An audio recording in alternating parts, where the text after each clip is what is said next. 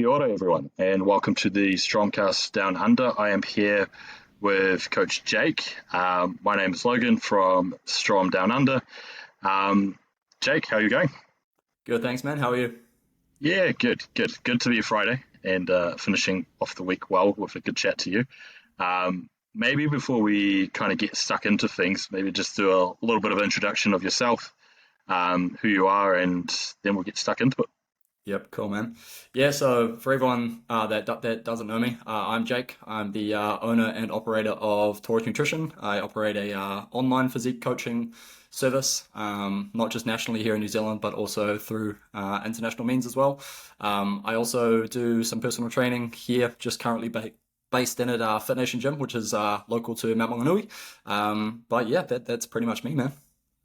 Cool, man. So how long have you been kind of coaching? So you said you're now internationally. Did you start off more like local, and what kind of got you started into the coaching side? Yeah, so essentially, if we're just going off the roots of the coaching itself, I started while I was at university. So I didn't really know, in all fairness, what I wanted to do. I guess towards the end of school, my original plan was actually architecture, which is a bit different to the whole sports science route that I've gone down. I guess into final years of high school, I realized how much almost it seemed to be almost engineering based stuff was required of actual architecture, and my kind of interest was more flared into the design elements. So I just pretty much took a crazy u-turn and went down the sports science route. I was always pretty passionate about everything health and fitness, and I guess in terms of schooling as well, the scientific approach really drove me Yep. towards enjoying the intricacies of training, nutrition, all that kind of stuff. So yeah, pretty much led me into pursuing a degree in what was sport coaching at the University of Canterbury. So I did my bachelor's there for 3 years, graduated at the top of that. And in all fairness, I didn't really feel like I got enough of the information I wanted to sort of push Yeah. into through the course. A lot of it was kind of through external means. Don't get me wrong, it was good. But yeah, I just felt like there was kind of more to be desired. Yeah. That, Did you oh, sorry, you go. did you just on that? Did you find it was because they were quite broad in their approach to teaching, and Yeah. that you wanted to be a bit more specific and narrow and Yeah, really interested in? Yeah.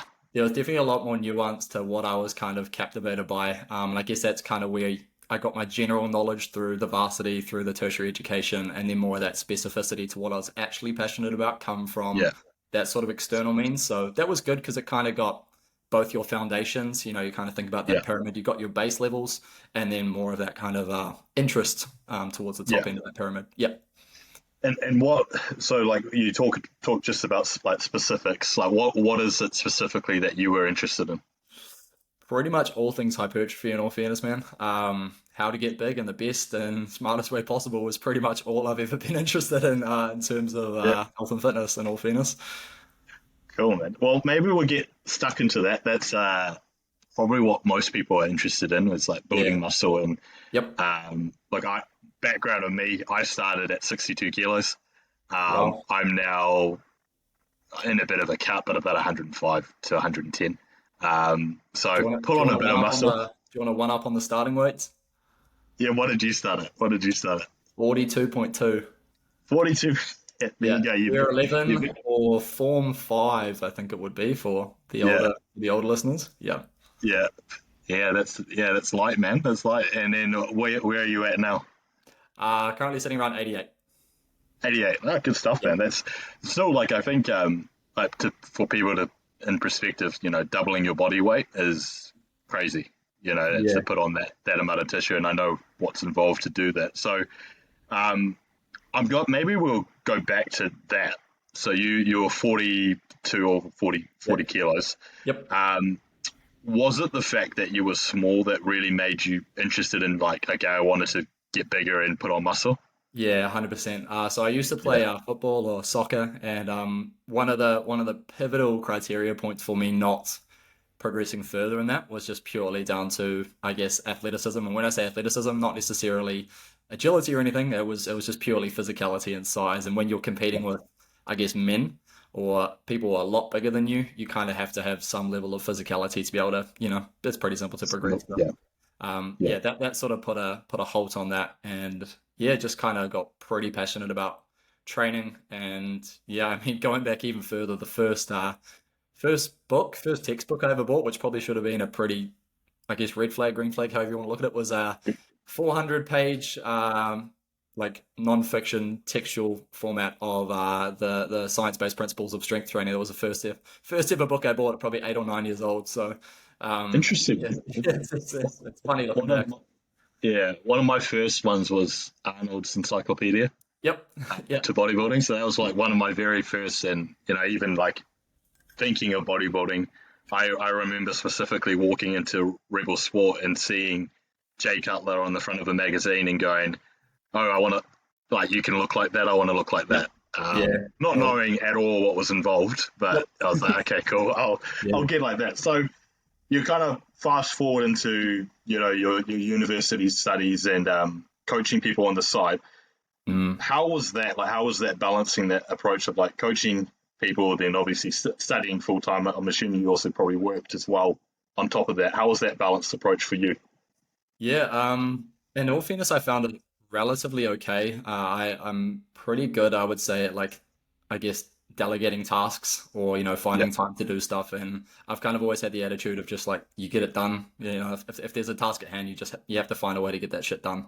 yeah, Now, I pretty much started off with a very, very minimal client base, and it was honestly just an experiential based thing, just like kind of having the application as well as yeah, just I guess the formal education, the research, and actually applying that into, day-to-day basis. And you definitely learn a lot. Like even now, I'll be the first to admit, you can have a perfect program on paper or, via app or whatever you want to call it, yeah, but you actually go ahead and you try that training session, and sometimes you're like, fuck, it just doesn't work, and you're yeah, like, as perfect as you think you've got it, right down to the most minute nuance, is like, damn, it just doesn't, sometimes doesn't work. You gotta make alterations. So I think yeah, that's kind of what really pushed me into. I started super simple. I just started out, pretty much coaching people totally for free.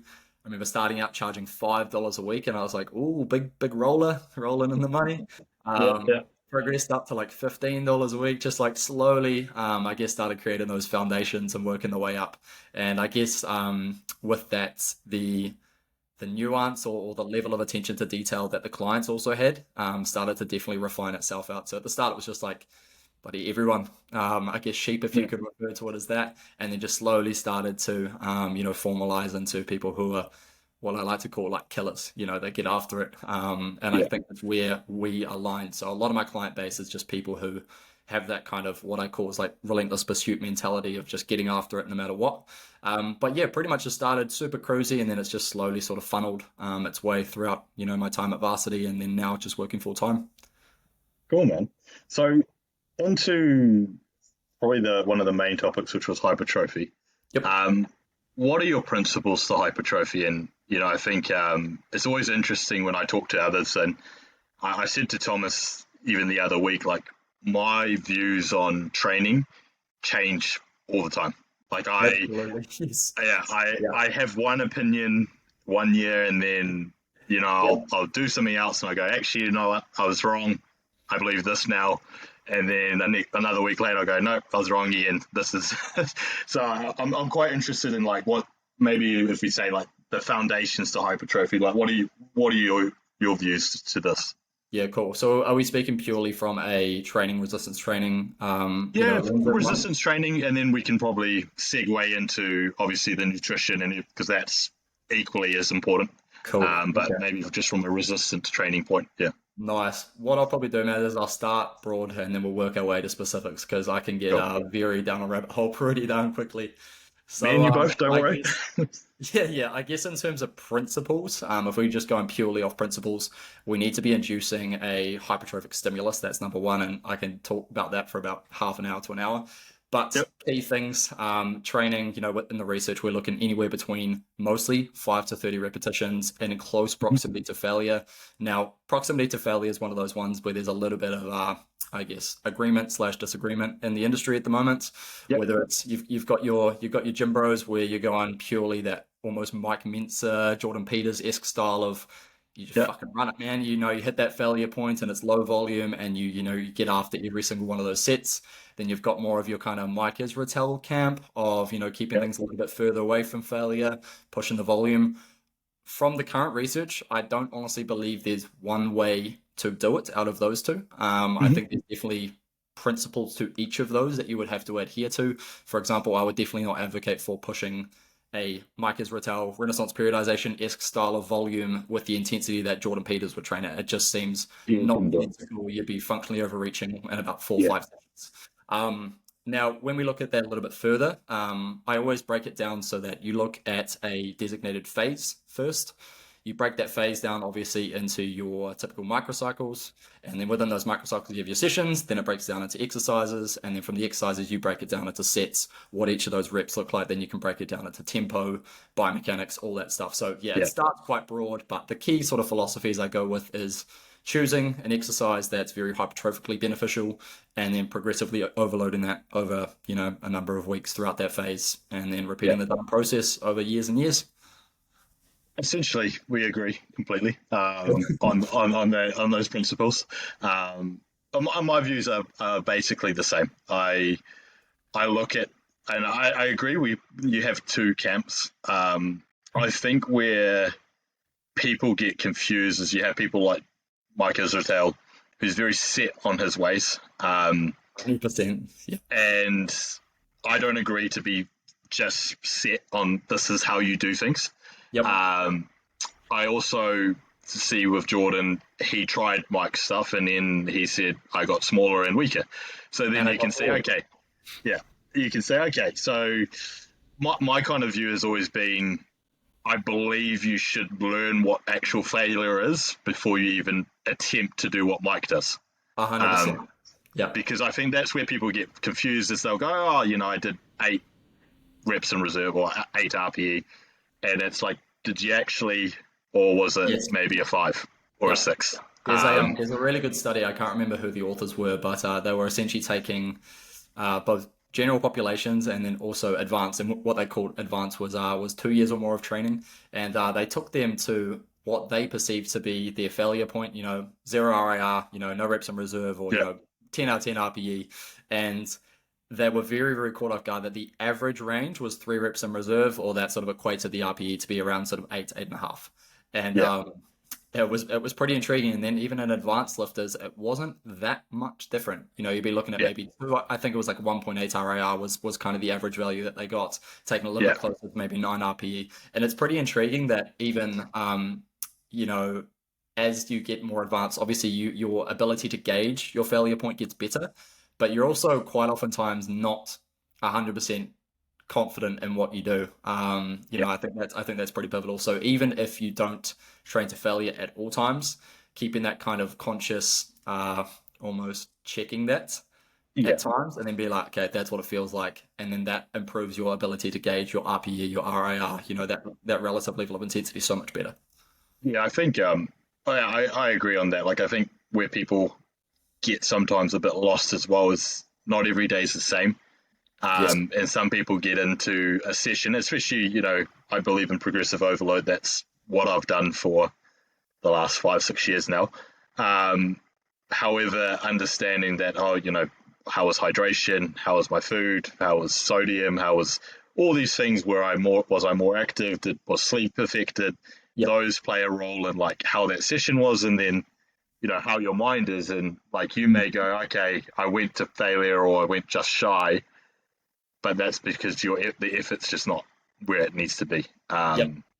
And that's what I've seen quite a bit. So it's interesting. We do agree on quite a bit already. Yep. So when we get into more of like a narrow focus, and maybe we're just talking around just purely on hypertrophy. Yep.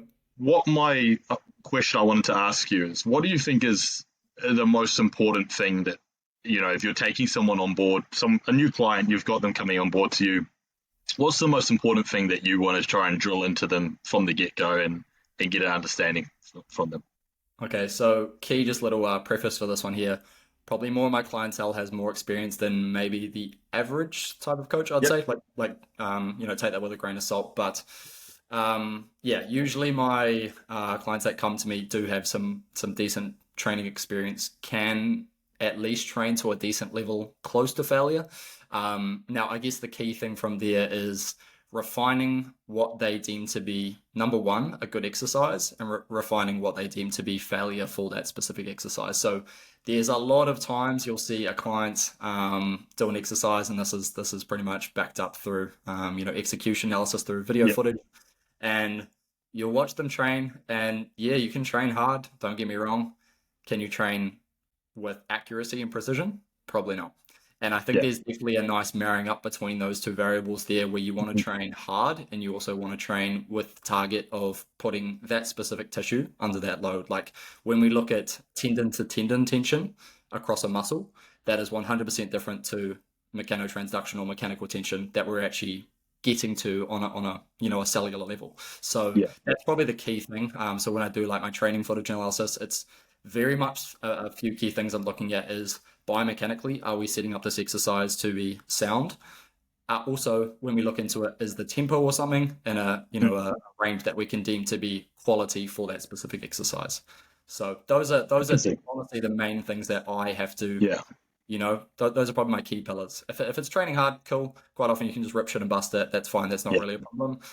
It's fatigue management as well. But then, yeah, honestly, the main big rock is accuracy with Yeah. intensity. Yeah. No, that's interesting because I think what you're saying, like I tend to agree with more advanced people. They understand how to train hard.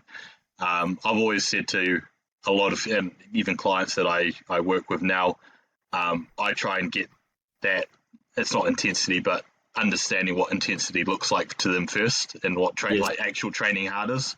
Yes. And then we strip into the fundamentals of like exercise selection. Yep. What is the actual goal? Even today, helping people who I was doing cardio and I was helping someone understand, the function of the pec and, bringing your humerus across your Yep. body and understanding that, a bench press is probably the worst if you're trying to put on muscle for So, your pec.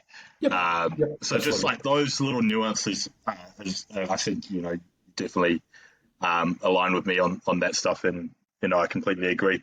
Um, when you look at, now going into more of like a minute detail of like hypertrophy, so you've got, understanding intensity, understanding exercise selection, function of the muscle, everything like that, perfect program. What's the next most important thing for you? Like, what are you looking at in terms of laying out for this client and this person that you've got under your wing? So I've got them a perfect program that I've Yep. formulated for them. Yeah, I Yep. guess in all fairness, even if we strip that back one level, the perfect program is going to be totally individualized for each Yep. of those clients. I think that's a really key consideration to keep in mind. I put up a post on my Instagram a little while ago, and it was down to essentially looking at what that specific client needs. So doing Yep. like what I term to be like a needs analysis. Now, for example, if you've got an Olympia caliber athlete, they're probably not worried about bringing their humerus across to the midline towards their sternum. It's getting down Yep. more to that advanced level of, okay, their clavicular division, their upper pec is lagging compared to Mm. their competition. We need to now start targeting exercises towards that specific tissue. So that's where you can kind of go from more of a generalized approach of, oh, just hit them with an incline dumbbell press, to, okay, maybe now we start to look around with specializing specific phases towards target tissues, and then moving from there. So I guess to come back to your question, it's like about firstly identifying that we have an individualized approach to each of Yep. those clients and what they specifically need. And then coming back to what I was mentioning before, once we've got that program, everything's functioning well, then it's just about that application of accuracy, precision, doing that Yeah. over weeks, months, years, and just Yeah. getting the process done. So yeah. That's something that I probably want to highlight to people. And a lot of people get shocked, and with even with how I train, and I'll say, I'll stick on an exercise for a year. I Yep. can stay on there, and I can progress Yep. consistently for a year. And then maybe the change in what I do is just the order, Yeah. and that Absolutely. Yep. and that could be the slight change. Because I'm thinking now of like my push session, and I was like, I haven't actually changed it in 16 months, but I've progressed Yep. consistently Yep. for that amount of time. When you now look at things and you go, okay, you've ticked those boxes. Where's nutrition coming into this for you? Okay. This is going to come down to what the goal of the phase is. So, a Yep. really big key philosophy or key principle that I'm massive on is not just looking at training or specific phases, so an improvement season, a contest prep, as purely just CICO or calories in, calories out. Yeah. When you get further into the nuance of understanding exercise physiology, we understand like energy systems on a deeper level. So, for example, if we look at, let's just use a classic set, say 8-9 reps, we're starting to really tap into, our fast and slow rate glycolysis there.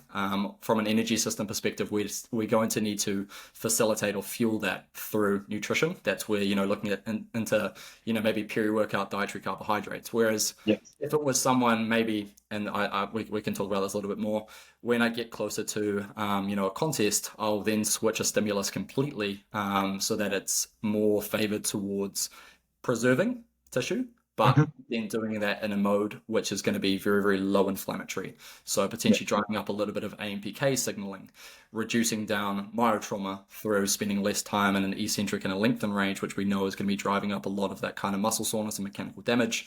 And these kind of things here can be driving inflammation. So when I look at the nutrition from a physiological aspect needs to be complementing the training style that we are Yep. implementing to be capitalizing the training from a performance perspective more so Yeah. than anything else. Yeah. Yeah.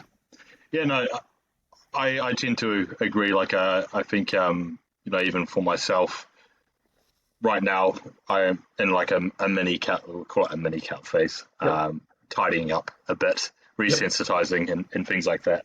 But in contest prep, I always keep my carbohydrates around the training window, and I'll preserve that as long as I can Absolutely.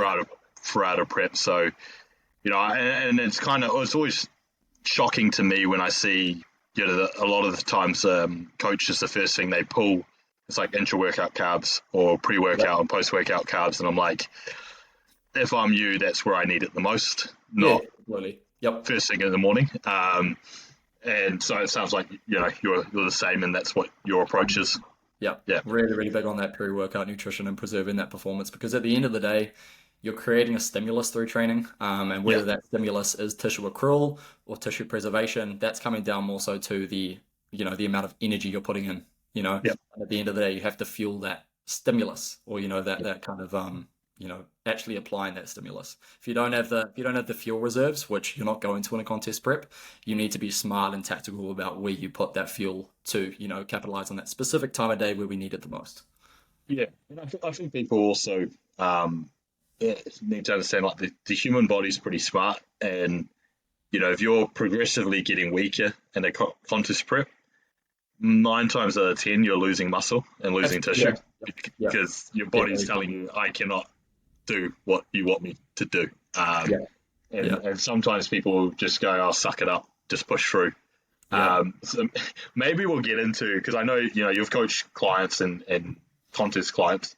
Hmm. Um, your approach to contest prep, how do you set your clients up so and we can bounce conversation as well because I have prepped myself and prepped a ton of people. Yep. So it's always interesting to see different people's approaches. But what's the time period you look at, and what's the way you would set up to a perfect prep, and then what a prep would look like for you? Yeah, cool. I like that question. Now, for me, it's really pivotal, especially when a client's coming to me for the first time leading into a contest prep, that you need some segue, you need some room leading into that contest. If I have a Yep. client coming to me and immediately, bang off the dot, they're like, right, I want to compete. Let's start this cut straight away. No, absolutely not. Yeah. Yeah. So yeah, I'm really, really big on at least having a good understanding of limitations of that specific client. That you could get incredibly nuanced down to that, but having a designated period of time where prior to contest prep you're in a good starting position. You're not sitting at a level where metabolic rate is sitting poor. We're stable, thyroid Yep. function's great, and Yep. recovery metrics are set up ready for you to kind of almost snowball into that contest prep. So that's the first thing, what I kind of deem to be that pre-prep phase. Yep. When starting a contest prep, I think probably my biggest thing in terms of identifying the timeline that we're looking for is number one, show selection, depending on the clients. That's the first thing. Yep. And then with that as well, you kind of have to understand where you are at any given point in time leading into that. So what I would typically do is I'll identify obviously where we're sitting at from a conditioning perspective, body composition. And that is typically, in all fairness, I have my clients usually do 7 and 9 site skin folds. Yeah. And that, again, it's not going to be a perfect measure. It's not going to be a DEXA. It's not going to be a, hydrostatic weighing, but it's a good enough, metric for me to understand roughly where body composition's sitting at. Now, from there, you've got a pretty good estimation of where your lean mass is going to be sitting for that individual. Yeah. Then from there, what I essentially do is I'm going to add on, depending on the category they're doing, I'm going to add on a specific amount of body fat to that. Now, keep in mind that as you progress through, you're going to be losing a little bit of lean mass. That's not necessarily going to be from tissue, but we have to keep in mind that we have Yeah. wet weight of muscle, which is going to be down to glycogen, intramuscular triglycerides, all these things here. So it's not going to be perfect, but this is the best kind of way that I've found to set things up. So say for example, we have an individual. Let's just use easy numbers. 90 kilos, sitting at around. Let's just say 10% body fat for argument's sake. Now, we know from there, if we kind of backtrack that, it's going to be sitting at, somewhere around that kind of 81 kilos of lean mass. Say, for example, we're adding on, let's say 5% body fat. You segue that up a little bit. Then you've got your estimated contest prep starting, or, kind of step on stage weight. Yeah. Now, from there, what I'm going to do is I'm going to kind of then backdate that number to where we're at, identify the difference, and then I go through a process of a percentage rate of loss per week. Now, typically in the literature, anywhere between sort of 0.5, 1.2% of body weight is going to be a pretty good kind of set point. Now, for contest prep, since they're typically drawn out a little bit longer, I set typically on average, based on most of my experiences, between 0.7 and 0.9% rate of loss per week. And that essentially just goes into a little spreadsheet that calculates out the absolute change every week. And then Hmm. that dictates how many weeks I'm going to need leading them into that kind of contest prep. So everything's done before we actually, go into that contest prep. There's no kind of guesswork. There's always going to be targets. And I think the other thing to note as well is that when we do get leaner and leaner, body composition is getting, tighter and tighter going into that contest prep. We're now starting to get a lot more vulnerable to tissue loss. So Yeah. the thing that I'm really, really, massive on about driving is a higher rate of loss per week at the start of a contest prep, and that slowly kind of tapers out, plateaus off, leading Yeah. towards the end of it. So there's less, I guess, body weight to drop at the end of it, more to drop at the start. Yeah. No, you've essentially set up how I do Cool. clients. I look at kind of like if I look at a contest prep, I go, okay, how many weeks do I need to get to a set body fat percentage or a goal stage weight? Yep. And then work backwards from there. And then what I typically will do is add in, okay, I may have two but diet breaks throughout the contest prep. I may Yep. also then have your peak week, which is not going to be, losing fat or anything Yeah, like that. yeah, So, absolutely. Yeah. If so I anything, normally would look at like 3 to 4 weeks where I go, okay, these are weeks that we're not actually going to be dropping weight per se yep. or losing body fat. And then this is the amount of time we have to get you ready. So Yep. basically the same, Cool. and how I approach things. So it's quite cool to see that there's a very scientific approach to how you look at clients, but Yeah. it's all logical. Yeah, yeah, absolutely. Yep. And I think what, especially for coaches, like if you do it that way, and you have based on output, nutrition, and everything, an expected rate of loss, and then they're not losing that, you can also then go, okay, where's the adherence to plan? And that's what I Yeah. tend to find is, if I have an expected number and I go, let's say it's 0.5 to 1 kilo per Yep. week, and they're not losing that, but then looking at the data going, it should be happening. That's when you can start troubleshooting a lot of these. I had snacks. I didn't hit my Yeah. step count, or I didn't do my cardio, or things like that. Yep. Um, Moving into kind of tools you use to get ready for a contest prep, and let's maybe just keep it purely to training and nutrition and all of that. I think obviously there's other things that can be involved But if we speak on like a natural competitor, Yep. using just the tools we have at play, what is like kind of the main driver you use for contest prep, fat burning, getting someone in shape? Yeah.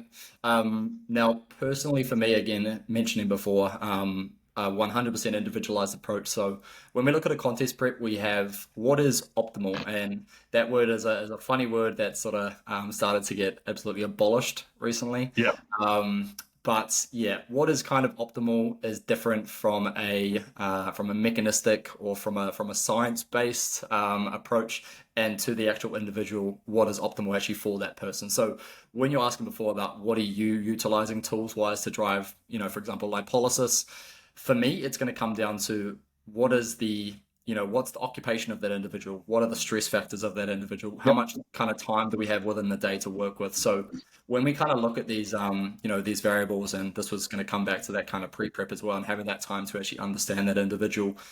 If a client comes to me and their occupation is incredibly active, they're hitting 18,000 steps, there's absolutely no chance that I'm going to be attempting to drive lipolysis through a form of exercise activity. yeah, The non-exercise activity thermogenesis, their NEAT in the form of those steps day to day is already at such a sky high level that the only real adjustment that I should be making is going to be from a nutrition front, at yep. least to start off with. If we really need to milk that avenue, then we definitely can.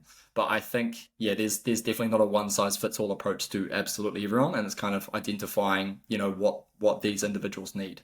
When we kind of flip that on its butt, someone also might have, in terms of an adherence perspective, and this is where it's really big to work with clients for longer than, 10, 20 weeks in a contest prep.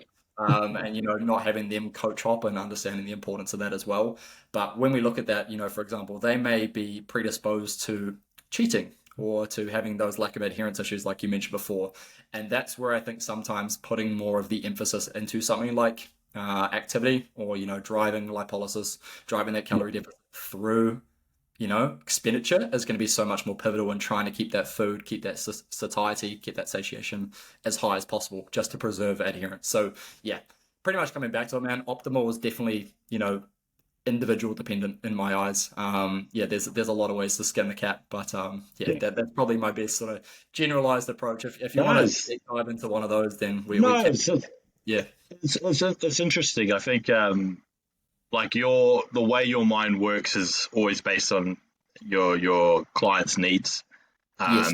and what they can do, and that's kind of even my approach to nutrition is I do set diet plans, but also macro based as well. And Yep. I always say to people, it's for me, it doesn't really matter. It's just what you can adhere to. There's things that are very like, and this is purely just on a performance and training and let's say bodybuilding side. Yep. There are obviously where we could get into where what's his name, Mike Israel was like, oh, it doesn't really matter what you eat as long as you hit macros. I'm like, it does matter to an Yeah. extent. Yeah. Yep. There's micronutrients, there's blood work that can show otherwise that Yep. does matter. But when I look at things like what you're talking about, completely, I like your approach. I think it's really good to understand your client's needs. Um, from my side, like, and I talk about myself for a contest prep. I'm always looking at going, okay, what's going to drive the least amount of fatigue, Yep. and not take away from performance in the gym that's going to retain tissue. Yep. So that's kind of how my approach is. So I use steps, and food as the main Cool. drivers, and then Yep. cardio's there for kind of what I think it should be, which is heart health, cardiovascular health, Yep. and another tool per se to drive that deficit a little bit longer. Yeah. But I've done contest preps where I've done 2 hours of CML, and Dude, my I think legs I are, think everyone has, from what I've heard. Some yeah, people just get into the trenches with it. yeah, and it's I think also like what people don't understand, man. Like if you're doing like 3 hours on the CML, Yeah. uh, really take a step back and go, is that actually productive? Because to me, that I look at it now and go, that's crazy. I think Um, the other thing as well, when you can like learn lessons from it, is that you just simply haven't started early enough, or you were too fat leading into your contest prep. yeah, yeah, Um, I I may be wrong, but I don't believe I've ever had a client do north of 50 minutes more than 5 times a week. I think it might even be 40. So like we're looking at, 200 minutes, maybe 250 minutes across a week in terms of designated cardio at a Yep. very, very maximum. Definitely not north of an hour ever. And that's, more or less that's probably the maximum that I think you should go. Yes. Depends on the person's needs and what they can do. Yep. But I also find like especially people get kind of led astray by pros, where pros, a lot of them don't count steps and don't do these things, and Yep. um, I think they you talk about just leaving food on the table. I would much rather add on 2,000 steps than go another 20 minutes on the stairs or something like that. Yeah, So that's. I do that, have a question to you, man. yeah, When you're tracking both steps and cardio simultaneously, are you keeping these two values separate or yes, are you combining these values? separate, Okay, separate. cool. Yeah. So Yeah. for me, a couple of things. I do hit 4 times a week. Mhm. So that's really nothing. It's 10 minutes after weights. That's purely for cardiovascular health. I want to be healthy Cool. um, at a higher body weight. And the sign to me was when I was walking up a hill and I was like, oh, I'm Uh-huh. struggling to Yep. walk up a hill. Yep. And then, yeah, when I'm doing actual, if we say bliss or steady state Yep. cardio, taking the watch off and not using it then is really Yeah. important because it can drive. Like for me, I think that's where people get confused as well. They look at steps and go, oh, I'm going to do 20 minutes on the treadmill, and I'm like, Yep. that's not steps. Yeah. Like steps should be away from training completely. Yeah. Do it after meals and do it when you're not creating impact. Is kind Yeah. of my Yeah. view on it. So yeah, I definitely do them, take it off. But there's a few things like even if you do the Stairmaster, it doesn't really count steps on there. I've tested it, so Oh, okay. Yeah. yeah, it's for some reason the watch doesn't pick it up. Yeah. But yeah, that's my view. What's your view on it? I would say. No, in an ideal circumstance, I like to keep these things separate. I probably have I don't know if it's very refined or specific at all, but I do like to keep steps separate. Again, I like to keep them for other purposes rather than purely, that kind of neat. So obviously it's going to be compounding towards that neat, but also when we look at, digestion post meal, Yep. when we look at, just partitioning, getting blood flowing, getting lymphatic drainage, all these things here kind of have, I guess, additional benefits as well, compounding. And then when I kind of dial it back to cardio for my clients, especially in the position of a contest prep, it needs to be done on something that's going to be pretty much concentric only. So there's going to be no eccentric loading components. So for me, I really do love the stationary bike or the exercycle, Yep. because there's no joint loading, especially when you get people thick skin lean.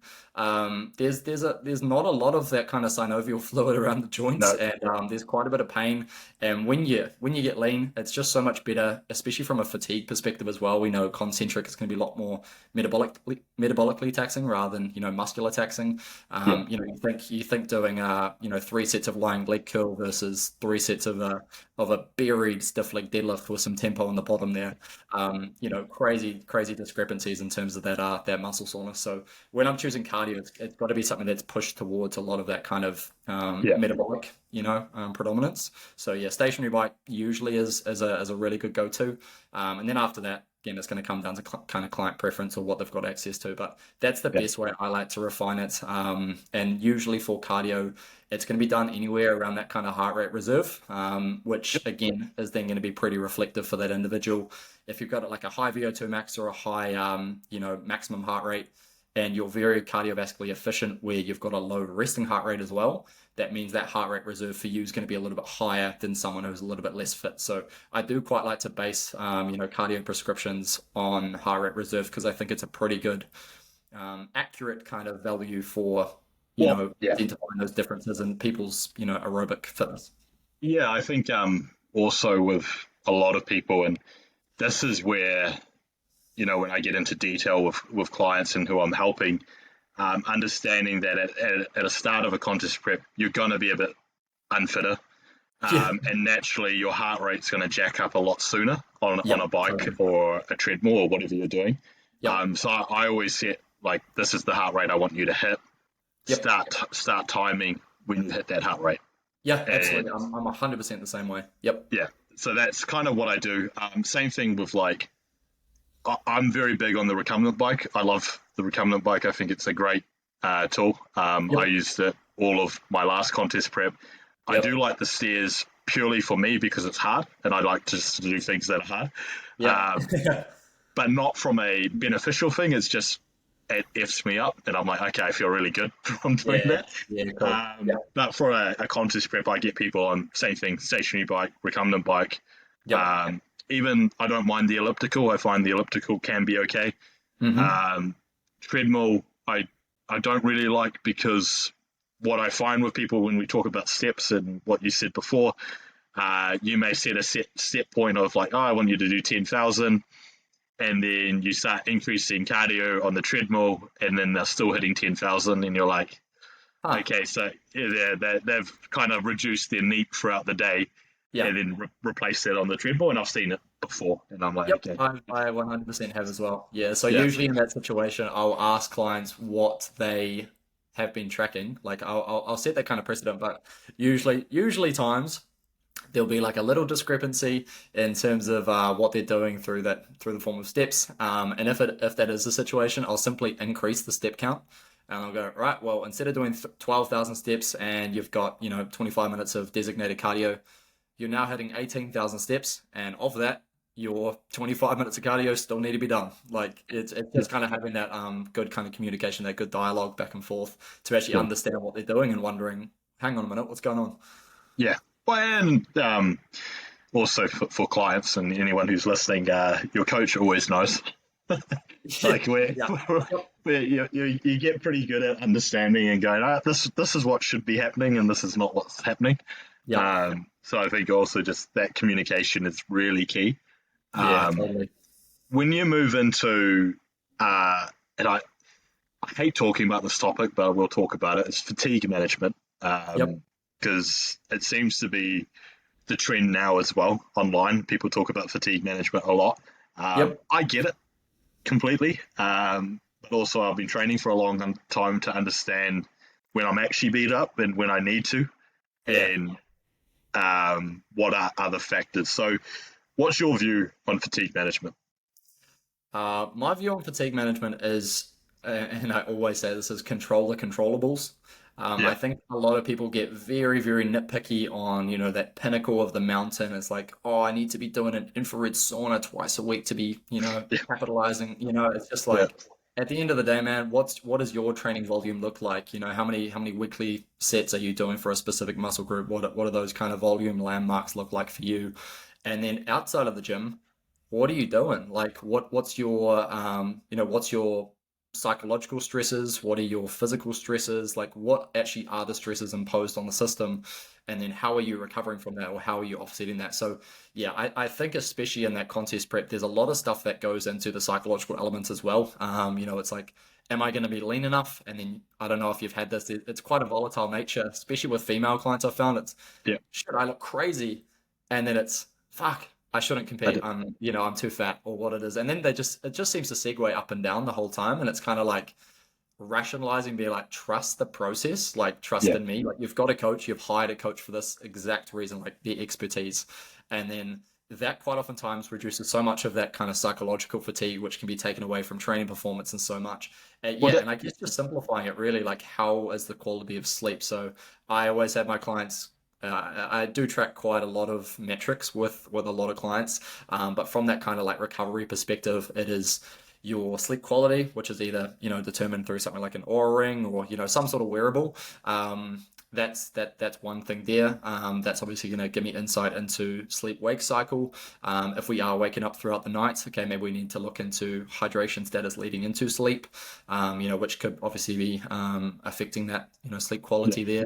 Then looking even at like daylight exposure, when we get in that daylight exposure, regulating that circadian rhythm, and then, then for maybe supplementation as well, helping them to calm down, magnesium, reducing that COMT, ashwagandha to calm them down, whatever it is, again, an individual basis. But yeah, I think it's definitely, like you mentioned, something that people are starting to prioritize a lot or put a lot of focus on, when maybe they're not actually hitting those big rocks and they're putting a lot of emphasis onto those Yeah. little grains of sand that don't mean shit all.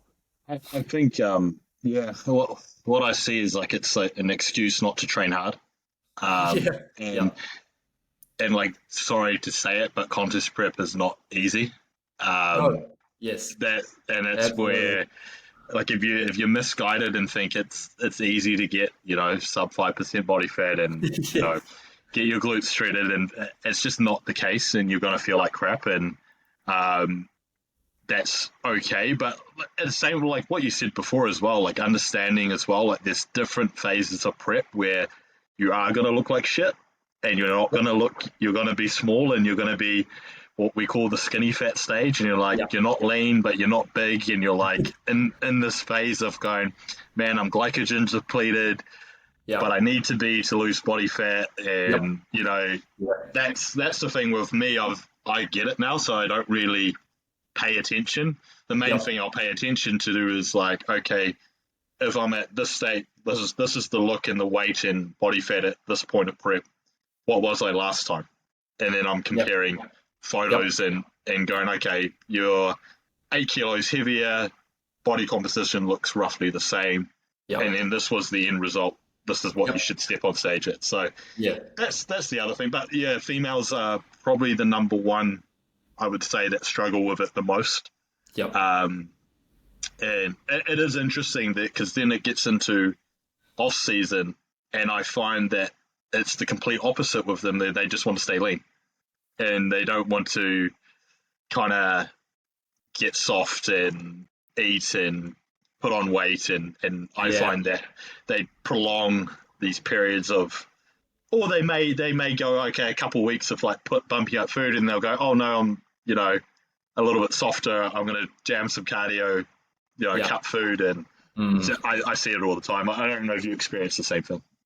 Yeah, yeah, for sure. I think as a whole, and again, this is a very generalistic take, but I would say that males have more of a spectrum. If we look at it, like they do really have the ability to get down to some crazy levels of low body fat and just kind of like embrace that suck. Yeah, And then understanding that what is required of the improvement season sometimes not to be looking good. Like cosmetically, you're probably not going to be looking sharp. You do need to be putting on that, that lot of body weights to be, yeah, number one, improving those leverages, to be improving the strength of performance throughout that off season, to be getting stronger, yeah, progressively overloading. And that's obviously going to come at a cost of their body composition. And I think sometimes females can be a little bit closer to you're kind of more in a happy median in this kind of eucaloric homeostasis, like a little bit happier just to kind of be like, I look sharp. I'm not going to be, progressing at the rate of which someone who would be pushing food. And then in the yeah. contest prep, like, kind of having a little bit of resistance to wanting to get down crazy lean or anything like that as well. And again, very generalistic take, but just something that I've kind of noticed a little bit Yeah, throughout coaching yeah, experience. yeah. I've observed the same, and I think what you find with that, unfortunately, with a lot of females, is they tend to stay the same consistently, and it's just trying to teach that behavior that it's okay to put on a Yeah. bit of body fat and Yeah. be comfortable. And there's a lot of great coaches, like Sheena is one who she coaches a lot of females in the country, and I know she's very big on that side and the mental side and working with females on that, which is awesome to see. Yeah. Um, and you need people like that who have been in those trenches and done it and can guide people on the other side.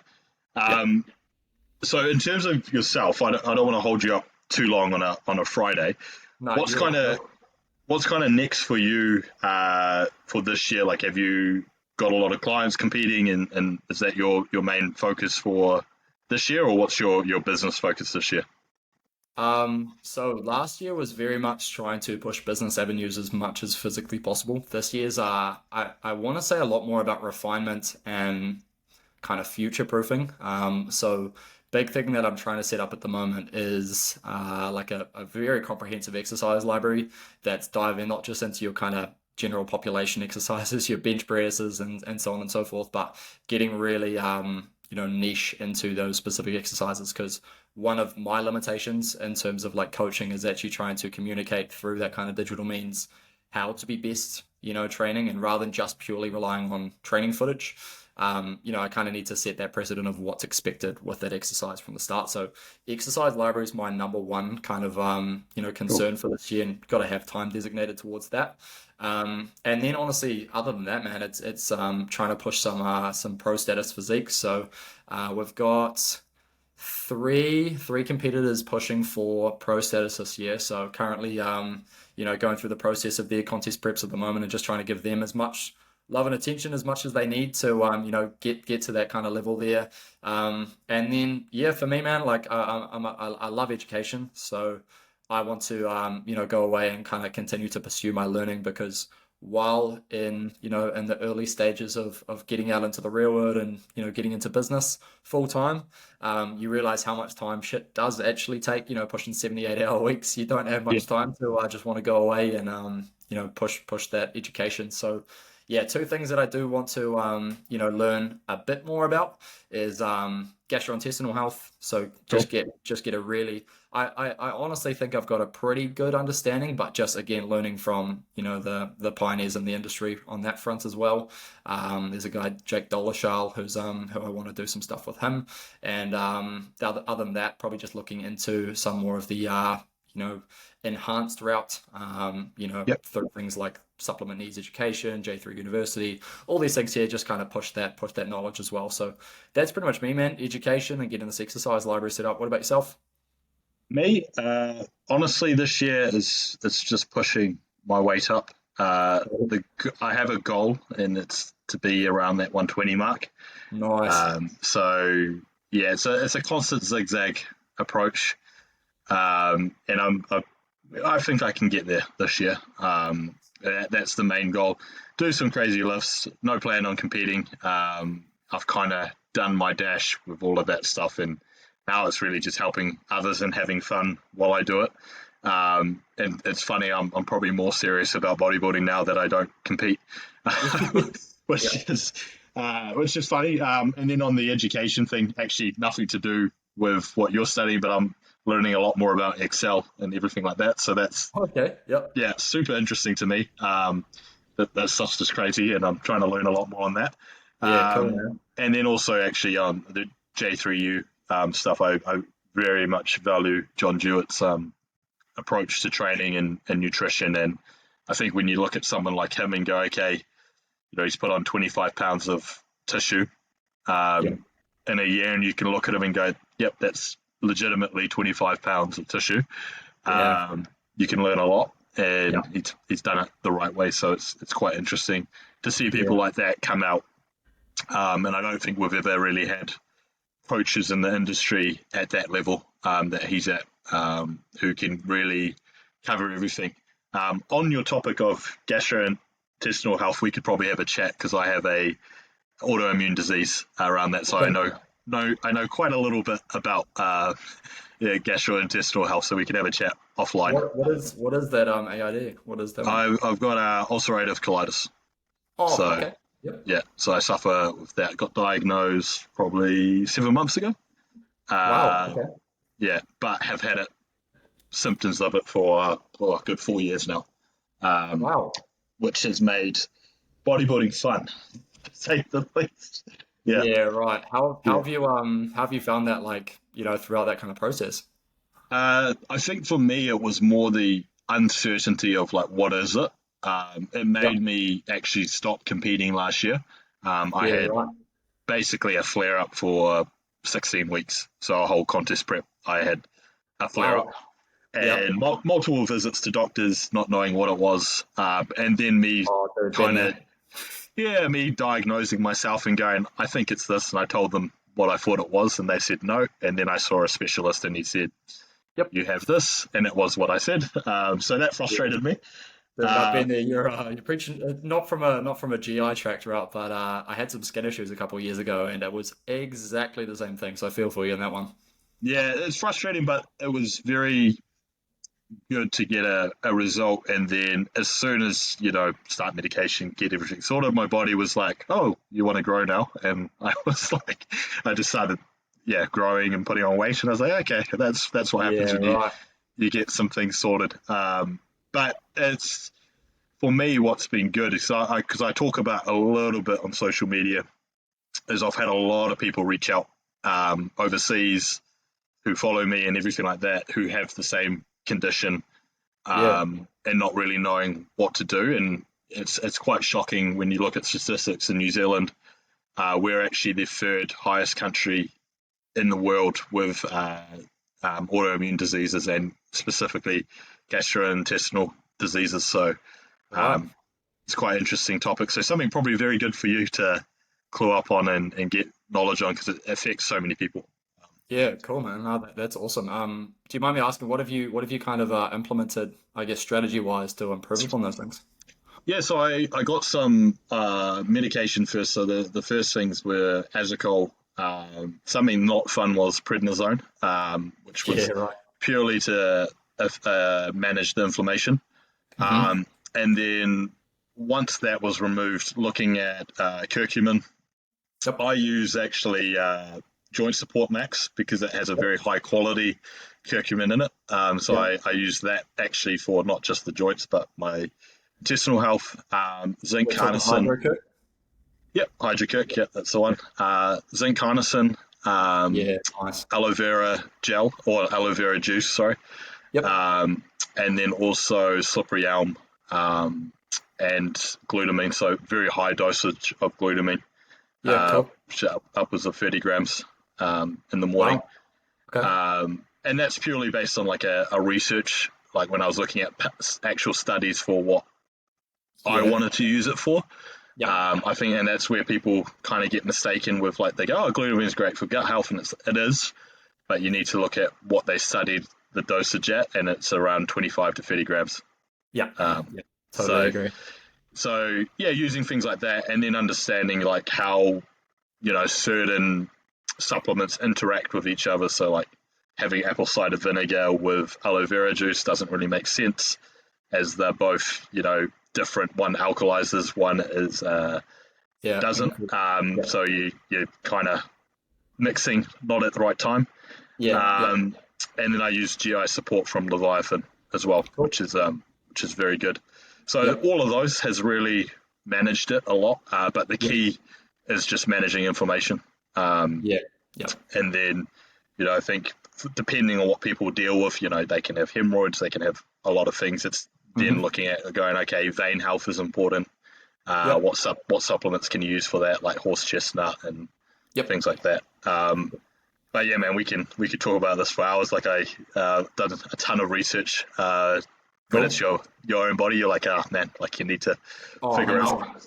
Did you identify a root cause behind it or just Yeah. random? Man, like I'm not a conspiracist, but like a certain event happened 4 years ago, um, and I had a certain vaccination, and then I had symptoms as soon as I had that. Right. And not a conspiracist, but I had never had an issue since Yeah. Yeah. before then. So Yeah. The uh, timeline sort of overlapped a little bit. yeah, yeah. And then when Yeah. you talk to everyone else, they go, "Oh, yeah, I had it around that time period." And you're like, okay. Yeah.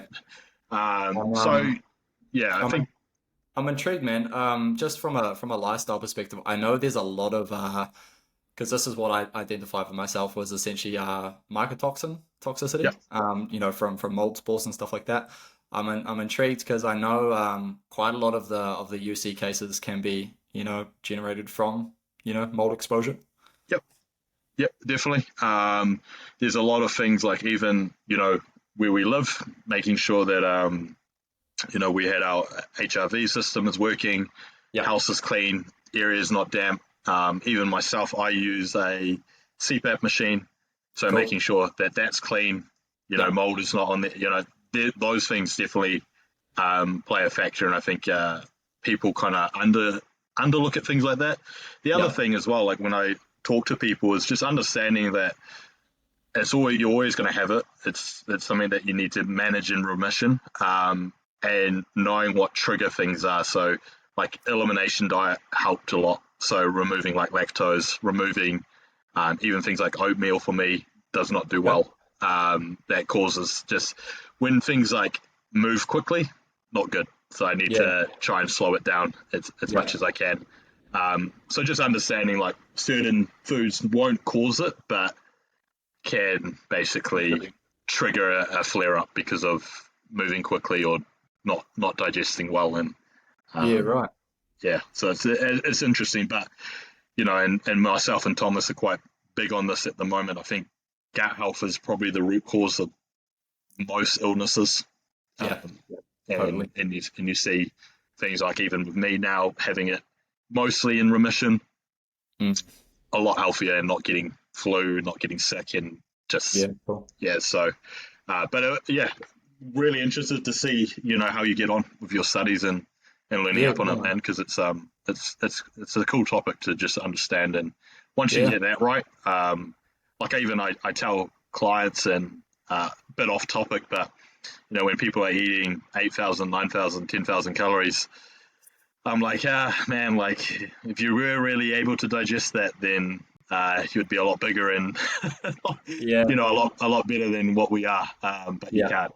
Um, Yeah. I and think. people, yeah, I think a really big one, just while we are on that topic, is it's not what you can eat, it's what you can absorb and actually yeah, like partition to the working tissues.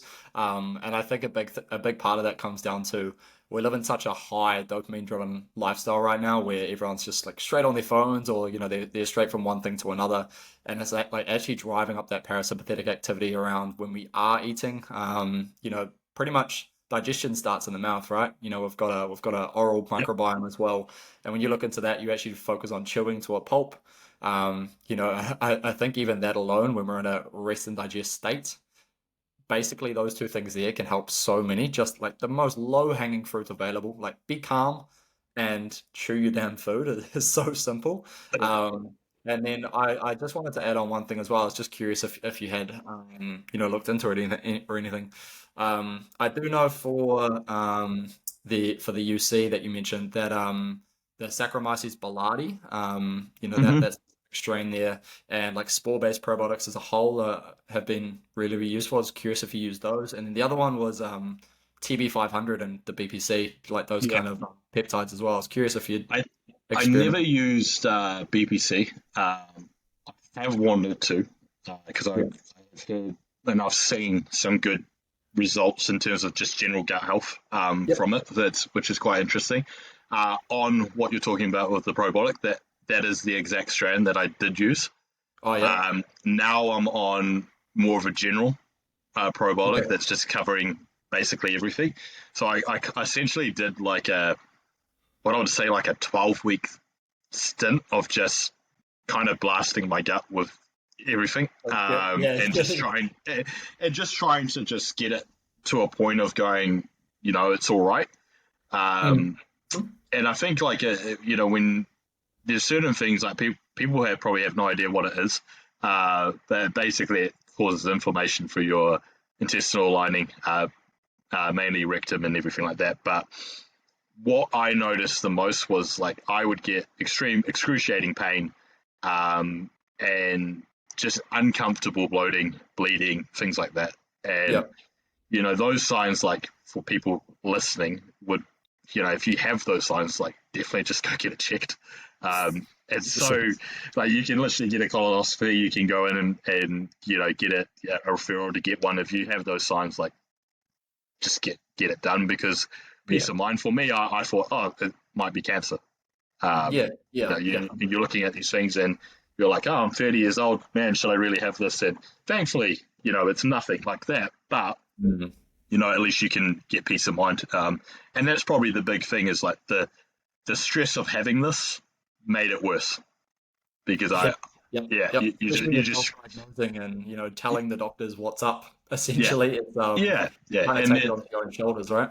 yeah, and you just stress out about it and then it makes it, Mm. progressively get worse. So, yeah, Yep. things are good now. But Cool, yeah, man. like in terms of gut health, man, like that stuff is key. Like it's vital. Like I think everyone should be at bare minimum taking a probiotic and something to help because it just definitely makes a difference. Yeah, Um, I'm heading off to Bali. I still have to plan it, but that's the plan anyway, sort of in the next month. Heading off to Bali pretty shortly, and even just coming up with a bit of an idea around how we can set up for prevention of, the yeah, classic Bali belly. There's even a few there, so I'm definitely captivated by it. Like looking into colostrum again, that Saccharomyces boulardii. It's pretty cool.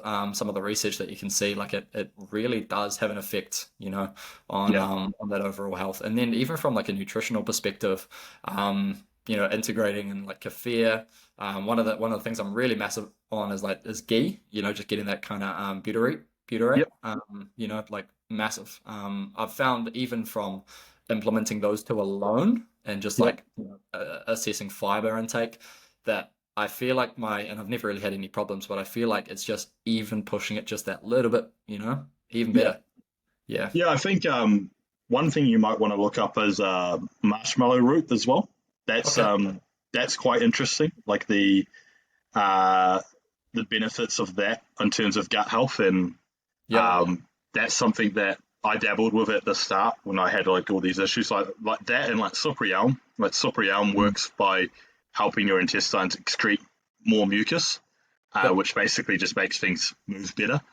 Yep. Um, so like those little things, and I think what tends to happen when you have like an issue like I have is when I was talking to my doctor, your intestines or your rectum is supposed to basically be able to like flex open and close like easy, and it Mm. just becomes more rigid and harder Yeah. to do that, and then that's where the issues come from. It's, Stiffer intestinal walls, right?